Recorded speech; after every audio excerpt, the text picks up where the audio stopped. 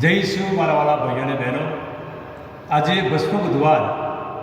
આજથી માતા ધર્મસભા આપણને તપ ઋતુની શરૂઆત કરાવે છે.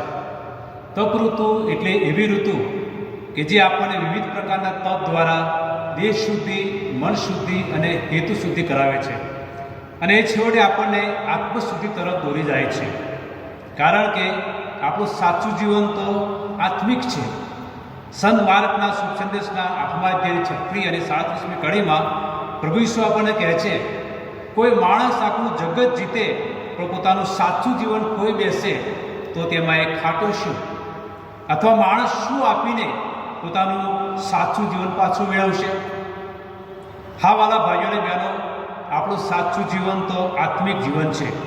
કારણ કે આપણને ઈશ્વરે તેમનો આત્મા આપીને, પવિત્ર આત્મા આપીને આપણને તેમના જેવા થવા માટે હાકલ કરી છે. માથીના અધ્યાય 5 અને 48મી કડીમાં પ્રભુ ઈસુ કહે છે, પણ તમારે તો તમારા પરમ પિતા જેવા પૂર્ણ છે તેવા પૂર્ણ બનવાનું છે. આજે ભસ્મ બુધવારે આપણને માથે રાખ લગાડીને આપણને યાદ દેવામાં આવશે કે હે માનવ, તું માટીમાંથી આવ્યો છે અને માટીમાં ભળી જવાનો છે. હૃદય પલટો કર અને શુભ સંદેશ ઉપર શ્રદ્ધા રાખ.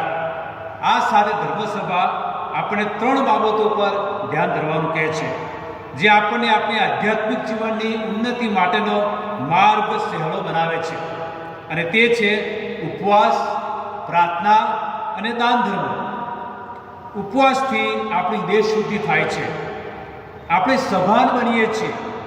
આપણા અંગો એ ઈશ્વરના મહિમા માટે ઉપયોગ કરવાના છે અને એ રીતે આપણી દેહ શુદ્ધિ થાય છે. પ્રાર્થનાથી આપણી મન શુદ્ધિ થાય છે.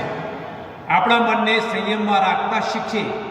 આપણું મન ઈશ્વરના બાઇબલના વચનો દ્વારા પ્રાર્થના કરીને આપણે આપણા મનના મેલ ધોઈને મન શુદ્ધિ કરીએ છીએ.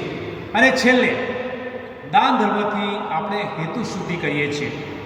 આપણે ફક્ત આપણા પોતાના માટે જીવતા નથી, પરંતુ જરૂરિયાતમંદ લોકોની મદદ કરીને આપણા સ્વાર્થી હેતુની શુદ્ધિ કરીએ છીએ. અને આ રીતે આપણે આત્મિક જીવનની ઉન્નતિ તરફ જઈએ છીએ.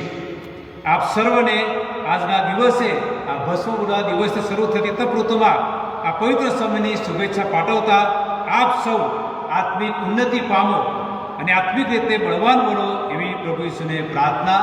આમીન.